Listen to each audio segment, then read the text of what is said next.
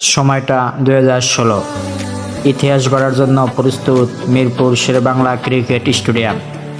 Bangladesh versus Pakistan, Asia কাপের semifinal match. Toss জিতে Pakistan batting করার সিদ্ধান্ত নেয়। জবাবে বাংলাদেশ বোলিং করতে নামে। ব্যাটিং করতে নেমে পাকিস্তান প্রথমেই হোঁচট খায়।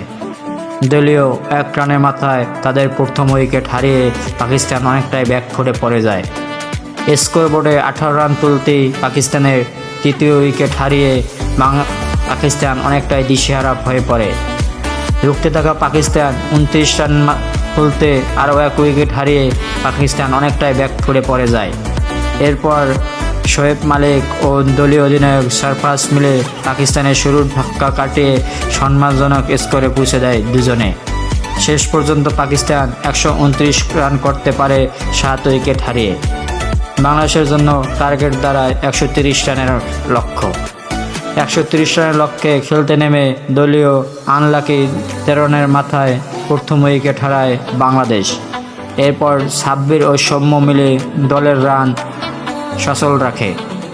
46 রানের মাথায় বাংলাদেশ দ্বিতীয় উইকেট হারিয়ে মুশফিক ও সৌম্য মিলে বাংলাদেশের জয়ের দিকে নিয়ে যায়। এরপর 82 রানের তৃতীয় ও 84 রানে পঞ্চম উইকেট হারালে অনেকটাই ব্যাকফুটে চলে যায় বাংলাদেশ।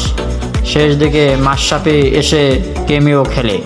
শেষে মাশরাফি ও মাহমুদুল্লাহর ব্যাটিং সুবিধে বাংলাদেশ অনেকটাই জয় সহজ করে ফেলে।